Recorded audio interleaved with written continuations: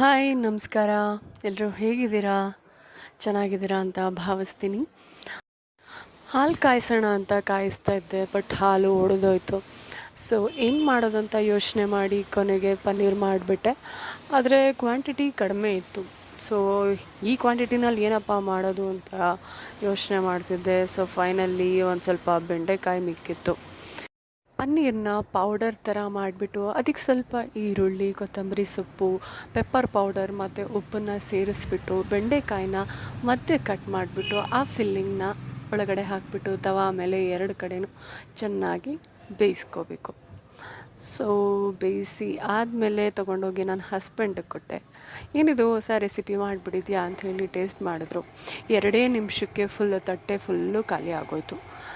ಚೆನ್ನಾಗಿತ್ತು, but quantity ಸ್ವಲ್ಪ ಕಡಿಮೆ ಆಗಿದೆ. ನೆಕ್ಸ್ಟ್ ಟೈಮ್ ಮಾಡುವಾಗ ಸ್ವಲ್ಪ ಜಾಸ್ತಿ ಕ್ವಾಂಟಿಟಿ ಮಾಡು ಅಂತ ಹೇಳಿದ್ರು. ಇದಕ್ಕೆ ನಾನು ಪೆಪ್ಪರ್ ಪೌಡರ್ ಹಾಕಿದ್ದೀನಿ. ಖಾರದ ಪುಡಿ ಕೂಡ ಹಾಕ್ಕೋಬೋದು. ನನ್ನ ಮಗ ಖಾರ ಜಾಸ್ತಿ ತಿನ್ನೋದಿಲ್ಲ, ಸೊ ಅದಕ್ಕೋಸ್ಕರ ನಾನು ಪೆಪ್ಪರ್ ಪೌಡರ್ನ ಹಾಕಿದ್ದೆ. ಸೊ ಟೇಸ್ಟ್ ಮಾತ್ರ ತುಂಬಾ ಚೆನ್ನಾಗಿತ್ತು. ಇಷ್ಟ ಆದರೆ ನೀವು ಟ್ರೈ ಮಾಡಿ. ಓಕೆ, ಈ ವಿಡಿಯೋ ಇಷ್ಟ ಆದರೆ ಪ್ಲೀಸ್ ಲೈಕ್ ಮಾಡಿ, ಶೇರ್ ಮಾಡಿ, ಸಬ್ಸ್ಕ್ರೈಬ್ ಮಾಡಿ. Please please please. Thank you.